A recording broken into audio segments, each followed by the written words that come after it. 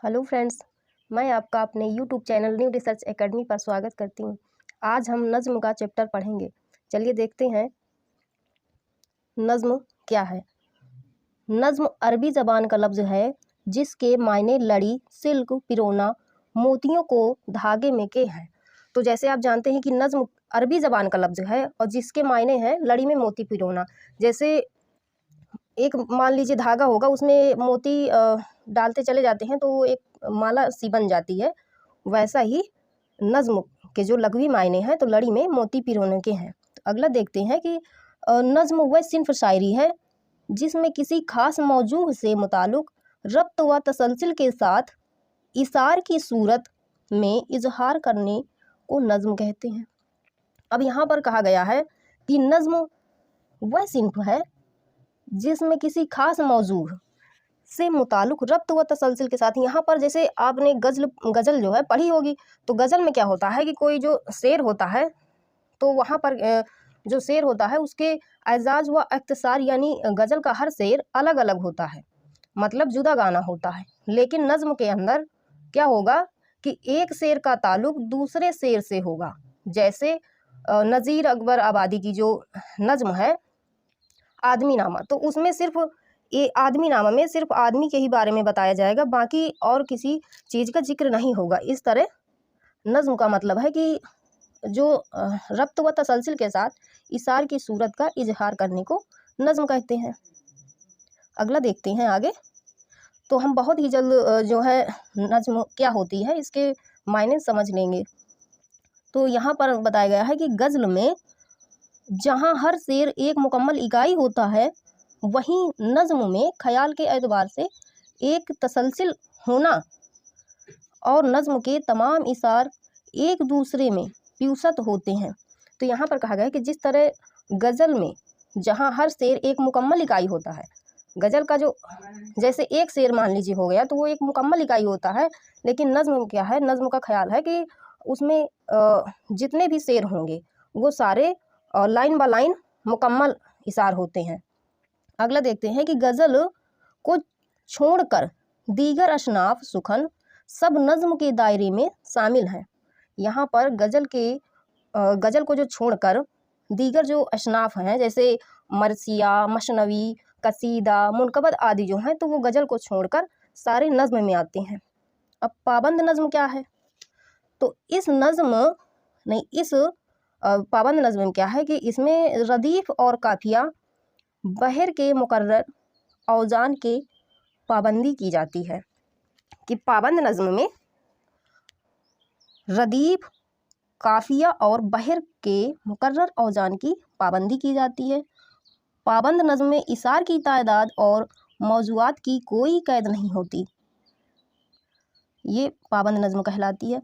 पाबंद नज़्म में इशार की तादाद और मौज़ूआत की कोई कैद नहीं होती, आप जितने चाहें उतने इशार रख सकते हैं। जैसे आपको 5-10 करना है तो 5-10, और इससे कम ज़्यादा कुछ भी घटा बढ़ा सकते हैं। आज़ाद नज़्म देखते हैं।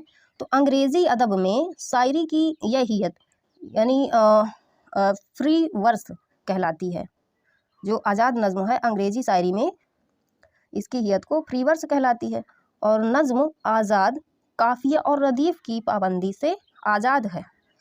जो आज़ाद नज़्म है तो इसमें कहा गया है कि काफिया और रदीफ़ की पाबंदी से आज़ाद है।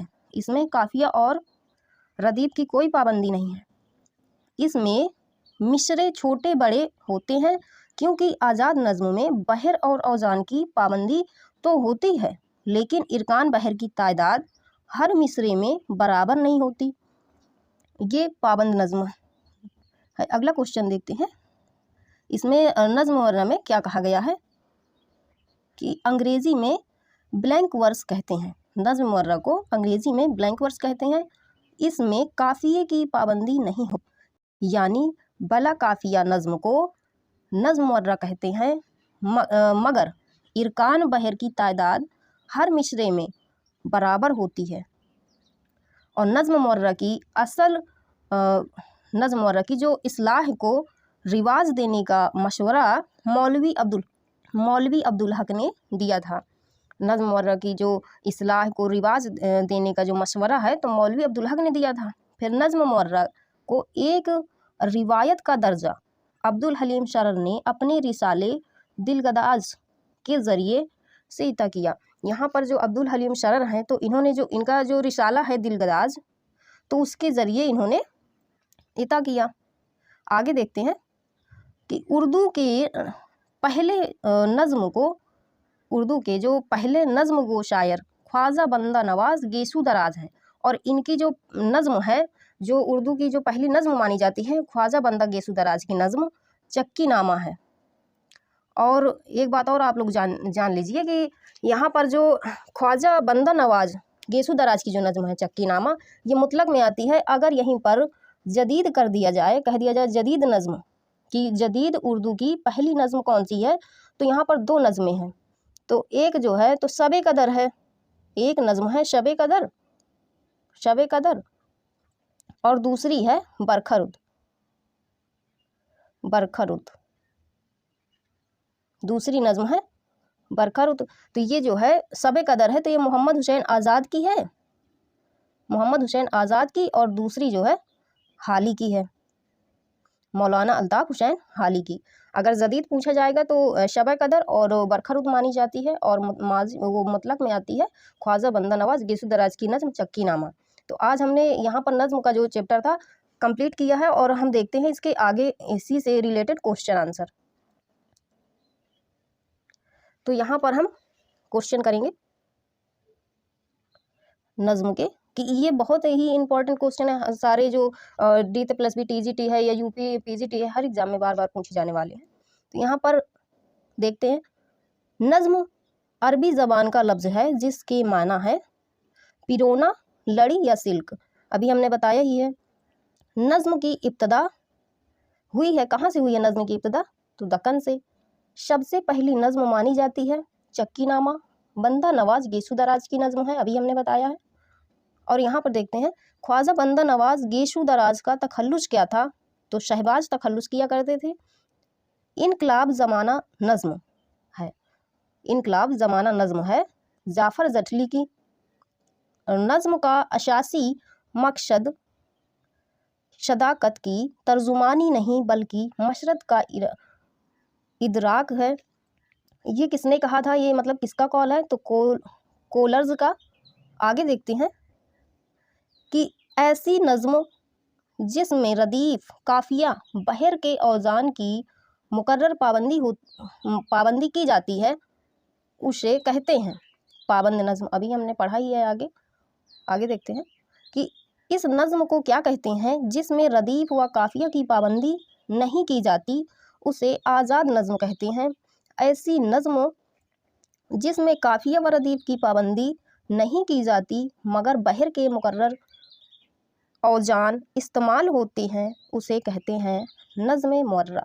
आगे देखते हैं कि ऐसी नज़्म जिसमें काफिया व रदीफ़ की पाबंदी नहीं की जाती और बहर के मुकर्रर औजान की इसी नज़्म को कहते हैं नसरी नज़्म।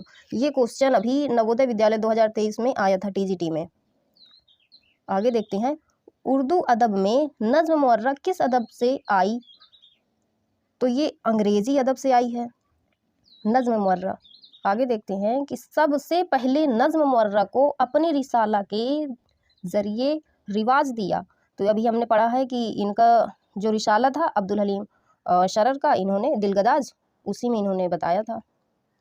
आगे देखते हैं कि किस अंग्रेज़ ने उर्दू नज़्म को रिवाज देने में अहम किरदार अदा किया, तो कर्नल हॉलराइड ने। आगे देखते हैं कि उर्दू में नज़्म मुअर्रा का पहला नमूना किस शायर के यहाँ मिलता है, तो मोहम्मद हुसैन आज़ाद के यहाँ उर्दू नज़्म का पहला नमूना मिलता है। किस शायर को जदीद नज़्म का बानी कहा जाता है, तो जदीद नज़्म का बानी हाली को कहा जाता है और आज़ाद को भी, क्योंकि इनकी दो नज़्में हैं। हमने पहले बताया है कि इनकी आज़ाद की है शब कदर और हाली की बरखरुद। आगे देखते हैं कि किस शायर की शिनाख्त सिर्फ नज़्म निगारी से होती है, तो काजी सलीम को। उर्दू नज़्म का मेयार अव्वल कहा जाता है नज़ीर अकबर आबादी को। सीता जी, गंगा जमुना और नूर जहाँ का मज़ार नज़्म है, तो सुरूर जहाँ आबादी की यहाँ। 1857 तक किस किस्म की नज़्म का रिवाज था, तो पाबंद नज़्म का। तो यहीं तक हमने आप आज जो नज़्म के हैं पूरे इंपॉर्टेंट क्वेश्चन कंप्लीट करवा दिए हैं। तो दोस्तों, अगर आपको वीडियो पसंद आया हो तो लाइक करिएगा, चैनल सब्सक्राइब करिएगा। वीडियो के एंड तक बने रहने के लिए आप सभी का धन्यवाद।